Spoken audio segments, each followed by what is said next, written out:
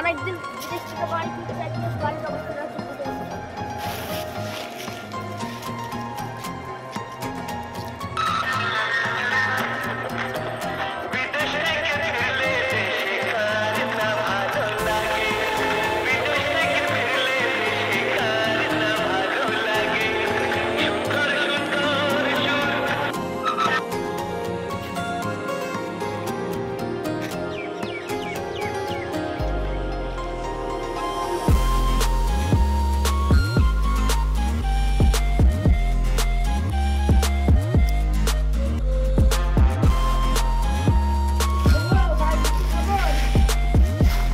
অনেকদিন পর তো আসলে তাহলে আসো এসো কিন্তু বসো এখানে বসো।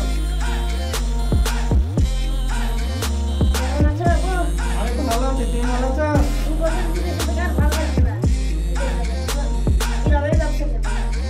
ব্যবসা করবে তো তোমার পোলা পান্তা লেগে দেখবে তাহলে সোনা মনে টোনা আই এখানে আই সবাই আই।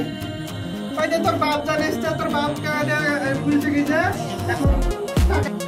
আমি যখন বিদেশে যাই তখন তো আমার সাথে একটা ছেলে ছিল, এবারে 3-4 প্রতিভা নিব। এই এখন তো তুমি আমাকে সন্দেহ করবে, ওই যে ওই পাড়াতে এখন তো আমাকে সন্দেহ করবে, এখন তুমি আমাকে এরকম করে সন্দেহ করবে। ওই যে ওই পাড়ার বালু, ওই পাড়ার কলাগাছ, ওই পাড়ার সবাই আমার কাছে থাকে, আমার কাছে সবাই এরকম করে আমাকে বাপ থেকে আমার করে দেবো। আমি তো তোমার বড় বাচ্চা, আমি বিদেশে যখন যাই তখন তো একটা বাচ্চা।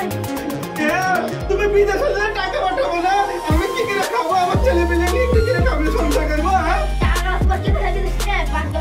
বিদেশ থেকে তুমি কবে টাকা পাঠালে? তুমি কি 1000 টাকা দিবা, 2 মাস থেকে খাবি, এরকম করে বললে আমার কি খাওয়াবে? এই যে 4টা ছেলে মেয়ে, আর গ্রুপটা তোমার কে চালায়? আমার ভাগে ছেলেটা আমি লিলি দিকে, তোর ভাগে ছেলেটা তুই নিয়ে যা। আমি যাবো না, আমি মাছ দুধ খাবো।